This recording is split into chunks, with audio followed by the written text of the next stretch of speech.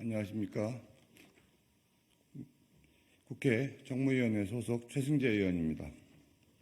저는 오늘 전 국민을 대상으로 우롱하고 먹튀 논란에 휩싸인 거대 플랫폼 기업의 만행을 지적하기에 이 자리에 섰습니다. 도대체 하루가 멀다 하고 고발과 대표 구속, 압수수색, 과징금 부과를 당하면서 올바른 플랫폼의 역할은 뒷전으로 한 채 사리사욕, 회전문 인사, 약탈적이고 지배적인 형태와 각종 논란을 일으키며 국민 걱정을 넘어 경악하게 만드는 문제적 기업 카카오의 실태를 지적하고자 합니다.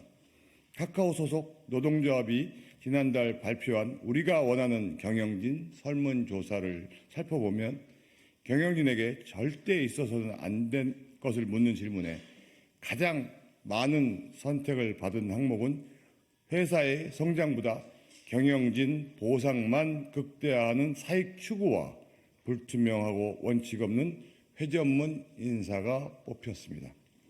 국민과 조직원이 가장 반대하고 우려하는 일을 카카오는 다시 자행하고 있는 것입니다.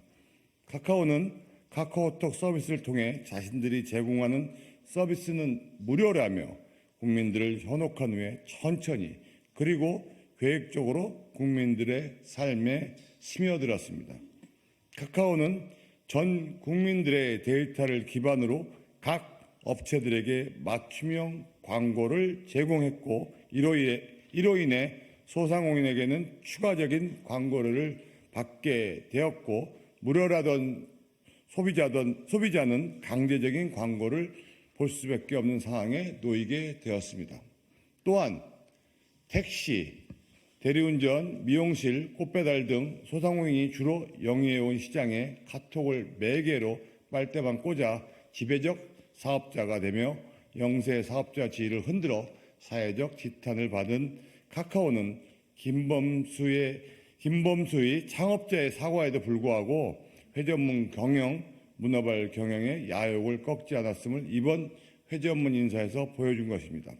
뿐만 아니라 전 국민을 혼란의 도가니로 빠뜨렸던 데이터 센터 화재에서는 책임을 진다며 물러났던 남궁은 대표는 당시 직함만 내려놓고 여전히 회사에 남아 내부 업무를 지시하고 있습니다.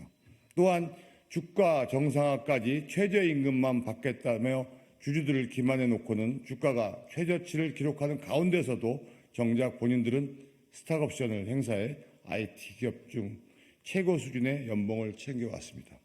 김범수 창업자는 국감 증인으로 출석해 지주사, 탈세, 골목상권 침해 등 각종 논란에 대해 사죄하고 반성한다며 상생을 약속했지만 약속이 무색하게 미공개 정보를 이용한 시세 조종 혐의로 금감원 압수수색과 조사를 받고 공정거래법상 신고 누락으로 경고 처분을 받으면서 작년에는 금산분리 위반으로 고발까지 당했습니다. 또한 김범수 창업자는 지난해 연말 임직원 간담회에서 불과 몇 년 새 골목상권까지 탐내며 탐욕스럽게 돈만 벌려고 한다는 비난을 받게 된 지금의 상황에 참담함을 느낀다라고 토로했습니다. 그럼에도 불구하고 이번 회전문 인사는 김범수 창업자의 쇄신과 반성은 말뿐이고 공연불에 불과할 것이라는 우려를 낳고 있습니다. 국민의 힘으로 성장한 대기업이 창업자와 몇몇 회전문 인사들의 돈벌이 수단으로 활용되고 문어발식 사업 확장으로 국민을 우롱하는 비겁한 재산 증식은 반드시 바뀌어야 합니다. 플랫폼은 소비자와 생산, 유통인의 매개체로서 투명한 신뢰성이 생명입니다. 신뢰성이 떨어져 기업의 생명력까지 위협받고 플랫폼 규제를 위한 플랫폼 경쟁 촉진법까지 논의되고 있는 상황입니다. 전 세계적 플랫폼 경쟁 속에 미국은 물론 중국의 저가 쇼핑 플랫폼도 국내 플랫폼 시장을 잠식하는 상황에서 맹목적 규제보다는 상생을 기반으로 한 성장을 도모하는 플랫폼 공정 성장법이 필요한 상황이기도 합니다.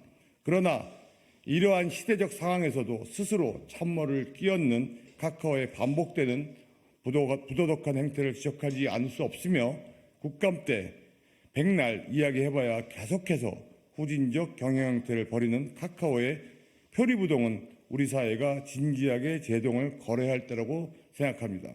카카오는 소위 준법과 신뢰위원회를 만들어서 준법 윤리 경영을 하겠다고 큰소리 쳤지만 자신들이 만든 위원회에 대형 로펌 변호사와 교수들을 넣어서 이 위원회가 도대체 무슨 감시를 하고 작동은 제대로 하고 있는지 이번 사례를 보면 의문을 표하지 않을 수 없습니다.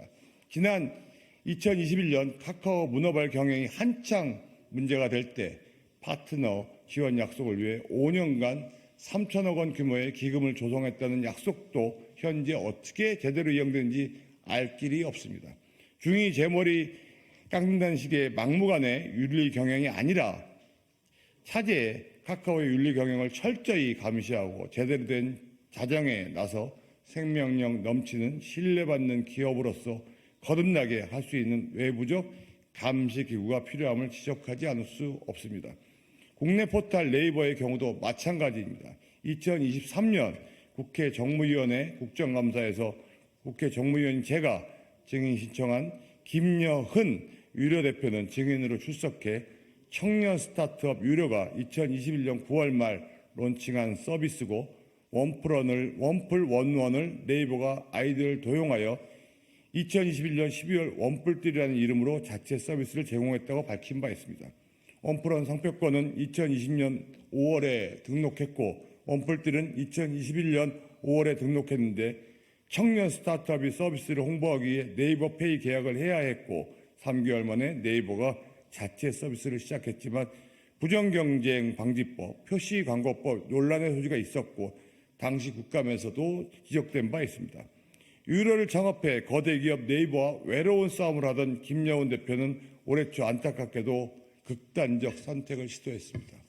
생명을 오가는 극한 상황까지 내몰려 현재 김여훈 대표는 폐쇄병동으로 옮겨 치료를 연명하고 있습니다.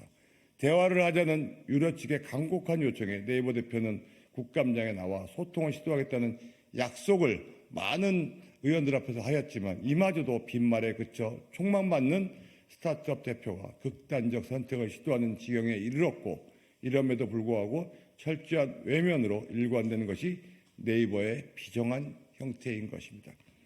임박한 선거를 가지고 장난질을 일삼는 네이버의 고질적인 알고리즘 왜곡에 따른 언론 줄세우기 논란에 이어 청년 스타트업 아이디어 탈취 논란은 국민 포털 네이버의 신뢰성에 심각한 의문을 표하게 만들고 있습니다.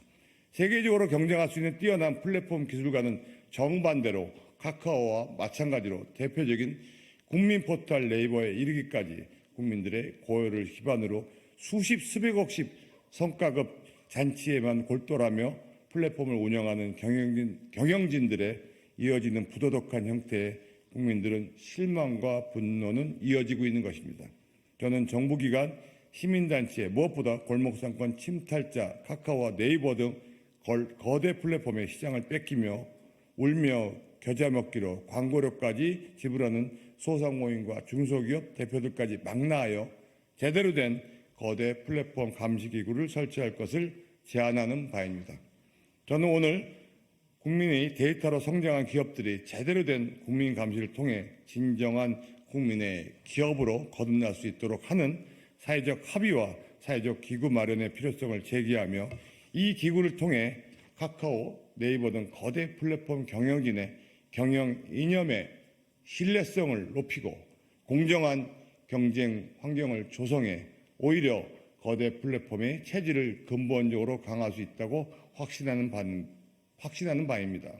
저는 앞으로도 소상공인 자영업자 여러분과 함께 카카오와 네이버를 비롯한 거대 포털의 불법, 탈법적 행위에 맞서 날선 감시자로서 역할을 다하겠다는 입장을 밝히는 바입니다. 2024년 3월 12일 국민의힘 국회의원 최승재 감사합니다.